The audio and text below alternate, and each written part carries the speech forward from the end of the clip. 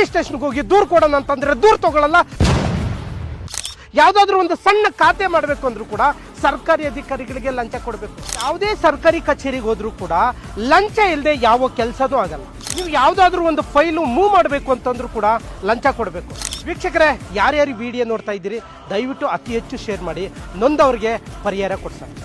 ಯಾರ್ಯಾರು ಲಂಚ ತಗೊಳ್ತಾ ಇದ್ದೀರಿ, ಯಾರ್ಯಾರು ಬಡವ್ರಿಗೆ ಮೋಸ ಮಾಡ್ತಾ ಇದ್ದೀರಿ, ಇವತ್ತಿಗೆ ನಿಲ್ಲಿಸ್ಬಿಡಿ. ಯಾಕಂದ್ರೆ ನಾವು ಬರ್ತಾ ಇದ್ದೀವಿ. ಈಗ ನಮ್ಮ ಸಹಾಯವಾಣಿಯಿಂದ ಹೇಗೆ ಸಹಾಯ ಆಗುತ್ತೆ ಅಂದರೆ ಒಂದು ಉದಾಹರಣೆ ಕೊಡ್ತೀನಿ. ನೀವು ತಾಲೂಕು ಕಚೇರಿಗೆ ಏನಾದರೂ ಪಾಣಿ ಮೆಟಿಷನ್ನು RTC ಬೇಕು ಅಂತ ಹೇಳ್ಬಿಟ್ಟು ತಾಲೂಕು ಕಚೇರಿಗೆ ಹೋಗಿ ಒಂದು ಅರ್ಜಿ ಬರ್ಕೊಟ್ರೆ ಆ ಅರ್ಜಿನ ಸುಮಾರು 6 ತಿಂಗಳಾದರೂ ಕೂಡ ಅರ್ಜಿಗೆ ಉತ್ತರ ಕೊಡಲ್ಲ, 4 ತಿಂಗಳಾದರೂ ಉತ್ತರ ಕೊಡಲ್ಲ. ಸರ್ಕಾರಿ ಅಧಿಕಾರಿಗಳು ಕೂಡ ಇವ್ರ ಕೈಗೆ ಸಿಕ್ಕಲ್ಲ.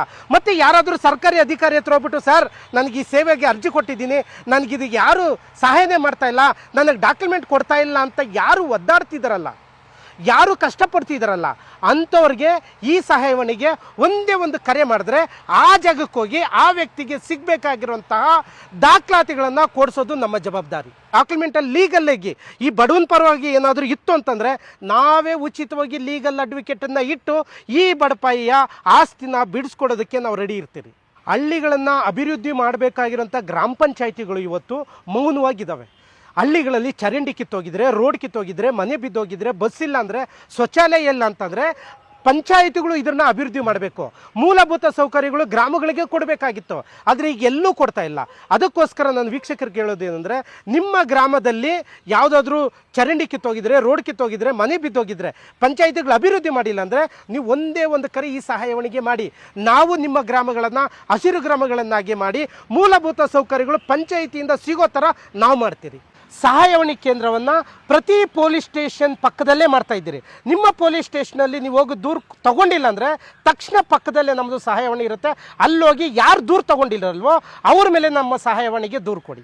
ಯಾವುದೇ ಅಧಿಕಾರಿ ನಿಮ್ಮ ಹತ್ರ ಲಂಚ ಕೇಳಿದ್ರೆ, ಯಾವುದೇ ಅಧಿಕಾರಿ ನಿಮ್ಮ ಕೆಲಸವನ್ನು ಡಿಲೇ ಮಾಡಿದ್ರೆ ತಕ್ಷಣ ಪಕ್ಕದಲ್ಲಿ ಇರುವಂಥ ನಮ್ಮ ಸಹಾಯವಾಣಿ ಕೇಂದ್ರಕ್ಕೆ ಅಂಥ ಅಧಿಕಾರಿ ಮೇಲೆ ದೂರು ಕೊಡಿ, ನಾವು ಅವ್ರ ಮೇಲೆ ಕ್ರಮ ತಗೊಳ್ತೀವಿ.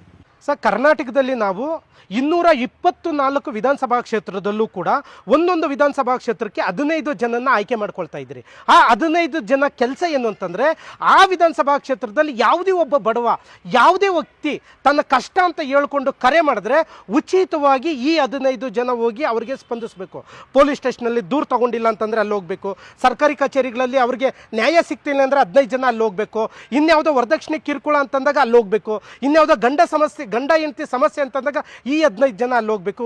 ಈ 15 ಜನ ಇಡೀ ವಿಧಾನಸಭಾ ಕ್ಷೇತ್ರದ ಒಂದು ಸೈನಿಕರಾಗಿ ಕೆಲಸ ಮಾಡ್ತಾರೆ. ಸರ್, ನಾವು ಸಹಾಯವಾಣಿ ಪ್ರಾರಂಭ ಮಾಡಿದಾಗಿಂದ ಲಕ್ಷ ಗಟ್ಟಲೆ ಕಾಲ್ ಬರ್ತಿದೆ ಸರ್. ಬೇಕಾದರೆ ನೀವು ನೋಡಿ ಸರ್, ಒಂದೇ ಒಂದು ಉದಾಹರಣೆಗೆ ನೋಡಿ, ಇದೊಂದು ಉದಾಹರಣೆಗೆ ನಿಮಗೆ ನೋಡಿ ಸರ್, ಇದೆಲ್ಲ ಮಿಸ್ ಕಾಲ್ ಸರ್. ಸರ್, ಎಷ್ಟು ಜನಕ್ಕೆ ನಾವು ರೆಸ್ಪಾನ್ಸ್ ಮಾಡ್ತಿದ್ದೀರಿ ಅಂದರೆ ಸರ್, ರಾತ್ರಿ ಆದರೂ ಕೂಡ ಕಾಲ್ಸ್ ಬರ್ತದೆ ಸರ್, 3 ಗಂಟೆ ಆದರೂ ಕಾಲ್ಸ್ ಬರ್ತದೆ ಸರ್. ಸರ್, ಈ ಕಾಲ್ಸ್ಗಳನ್ನು ಬರೆದೋದನ್ನು ನಾವು ಅಟೆಂಡ್ ಮಾಡಿ ಕೇಳ್ತಿದ್ದಾರೆ ಸರ್. ತುಂಬ ಮನಸ್ಸಿಗೆ ನೋವಾಗುತ್ತೆ ಸರ್. ಇಷ್ಟೊಂದು ಸಮಸ್ಯೆಗಳು ನಮ್ಮ ಕರ್ನಾಟಕದಲ್ಲಿ ಇದಾವ, ಎಂತೆಂಥ ಸಮಸ್ಯೆಗಳು ಸರ್. ಆ ಸಮಸ್ಯೆಗಳಿಗೆ ಸ್ಪಂದಿಸೋದಕ್ಕೋಸ್ಕರನೇ ಕರ್ನಾಟಕ ವ್ಯಾಪ್ತಿಯಲ್ಲಿ 9,000 ಜನ ಯುವಕರನ್ನ ನಾವು ಕೆಲಸಕ್ಕೆ ತಗೊಳ್ತಾ ಇದ್ದೀರಿ ಸರ್, ಗೌರವಧನದ ಮೇಲೆ ಇಡೀ ಕರ್ನಾಟಕದ ವ್ಯಾಪ್ತಿಯಲ್ಲಿ ಸರ್. ಆ 9,000 ಯುವಕರು ನಮಗೆ ಬೇಕಾಗಿದ್ದಾರೆ ಸರ್. ದಯವಿಟ್ಟು ನಮ್ಮ ಯುವ ಸಮಾಜ ನಿರ್ಮಾಣನ ಸಂಪರ್ಕಿಸಿ ನಮ್ಮ ಜೊತೆ ಕೈ ಜೋಡಿಸಿ. ಈಗ ನೋಡಿ, ಸ್ಕ್ರೀನ್ ಮೇಲೆ ಕಾಣಿಸ್ತಾ ಇರೋ ನಂಬರ್ಗೆ ಕರೆ ಮಾಡಿ. ಅಕಸ್ಮಾತ್ ಇದೇನಾದರೂ ಬ್ಯುಸಿ ಬಂತು ಅಂದರೆ ದಯವಿಟ್ಟು ನೀವು ಬೇಸರ ಮಾಡ್ಕೊಬೇಡಿ. ತಕ್ಷಣ ವಾಟ್ಸಪ್ ನಂಬರು, ಇದು ಕೂಡ ವಾಟ್ಸಪ್ ನಂಬರೇ. ನಿಮಗೆ ಏನೇನು ಸಮಸ್ಯೆ ಇದೆ ಆ ಸಮಸ್ಯೆನ ನೀಟಾಗಿ ಒಂದು ವೈಟ್ ಶೀಟಲ್ಲಿ ಬರೆದ್ಬಿಟ್ಟು ತಕ್ಷಣ ವಾಟ್ಸಪ್ ಮಾಡಿ. ನೀವು ವಾಟ್ಸಪ್ ಮಾಡಿದ್ಮೇಲೆ ನಮ್ಮ ತಂಡ ಲೀಗಲ್ ಟೀಮು ನಿಮ್ಮನ್ನು ಕಾಂಟ್ಯಾಕ್ಟ್ ಮಾಡುತ್ತೆ. ಕಾಂಟ್ಯಾಕ್ಟ್ ಮಾಡಿ ನಿಮ್ಮ ಸಮಸ್ಯೆಗಳೇನು, ಏನೇನಿದೆ, ನಿಮಗೆ ಯಾವ ರೀತಿ ನ್ಯಾಯ ಒದಗಿಸ್ಕೊಡ್ತೀರಿ ಅಂತ ನಮ್ಮ ಲೀಗಲ್ ಟೀಮ್ ನಿಮಗೆ ಕರೆ ಮಾಡಿ ಮಾತಾಡುತ್ತೆ.